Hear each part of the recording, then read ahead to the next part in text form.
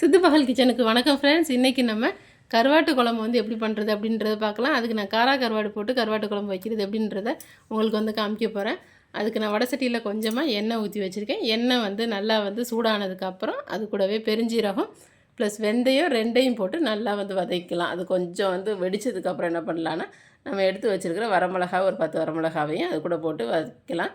அது கூடவே ஒரு கைப்பிடி அளவுக்கு வெள்ளைப்பூண்டு, சின்ன வெங்காயம், அதே மாதிரி கருவேப்பிலை நமக்கு தேவையான அளவுக்கு போட்டு அதை வந்து நல்லா வதக்கலாம். அது நல்லா வதங்கட்டும்.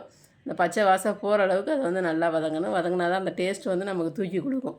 ஸோ அந்த மாதிரி வதங்கினதுக்கப்புறம் வந்து நம்ம என்ன பண்ணலான்னா, நமக்கு வந்து நாட்டு தக்காளி தான் நான் ஊர்லேருந்து கொண்டு வந்து வச்சுருக்கிறேன். எனக்கு கடையில் உள்ள தக்காளி, இங்கே சென்னையில் உள்ள தக்காளி நமக்கு வந்து மிக்சியில் போட்டு அரைச்சா தான் அது வந்து அந்த கரையும். அதனால் நம்ம மிக்சியில் போட்டு அடைப்போம். இங்கே ஊரில் உள்ள நாட்டு தக்காளின்றப்போ அது ஈஸியாக வந்து நமக்கு வதக்கும் போதே நல்லா தண்ணியாக வந்துடும். ஸோ அதனால் நம்ம சும்மா போட்டு ஒரு 4 தக்காளி நல்லா வந்து வதக்கலாம். நல்லா வதங்கினதுக்கப்புறம் ஓரளவுக்கு ஒரு 50% அளவுக்கு வதங்கினதுக்கப்புறம் என்ன பண்ணலான்னா, அது கூடவே நான் வந்து நாட்டு கத்திரிக்காய் கொண்டு வந்து வச்சுருக்கேன். ஸோ அந்த நாட்டு கத்திரிக்காயையும் அது கூடவே போட்டு நல்லா வதக்கலாம். வதங்கினதுக்கப்புறம் அது கூட சால்ட்டு கொஞ்சமாக நமக்கு வந்து தேவையான அளவு குழம்பு மசாலாத்தூள் எப்படி பண்ணுறது அப்படின்றத முன்னாடியே நான் வந்து வீடியோ போட்டிருக்கேன்.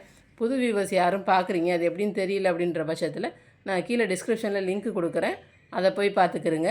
அதுக்கப்புறம் ஒரு நெல்லிக்காய் சைஸு புளியையும் ஊற வச்சு எடுத்து வச்சுருக்கேன். ஸோ அந்த புளியவும் அது கூடவே வந்து கரைச்சி ஊற்றிக்கலாம்.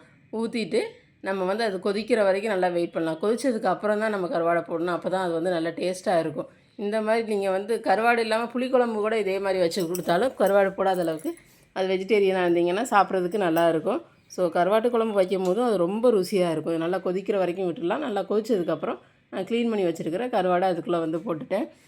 இது வந்து நல்லா அந்த கருவாடு வந்து அடுத்து வந்து கொதிச்சு வரணும். ஒரு 10 மினிட்ஸ் வந்து அதுக்கு வந்து வெயிட் பண்ணுங்கள். அது கொதிச்சு வந்ததுக்கப்புறம் அவ்வளோ ஒரு ருசியாக சூப்பராக இருக்கும். இதே மாதிரி நீங்களும் செஞ்சு பாருங்கள் ஃப்ரெண்ட்ஸ். செஞ்சு பார்த்து எப்படி இருக்குது அப்படின்றத மறந்துடாமல் கமெண்ட்ஸில் கொடுங்க. புது வியூவர்ஸ் யாரும் பார்க்குறீங்கன்னா மறந்துடாமல் சப்ஸ்கிரைப் பட்டனே கிளிக் பண்ணுங்கள். அப்போ தான் நான் கொடுக்குற அடுத்தடுத்த வீடியோஸும் நீங்கள் மிஸ் பண்ணாமல் பார்க்க முடியும். Bye bye friends.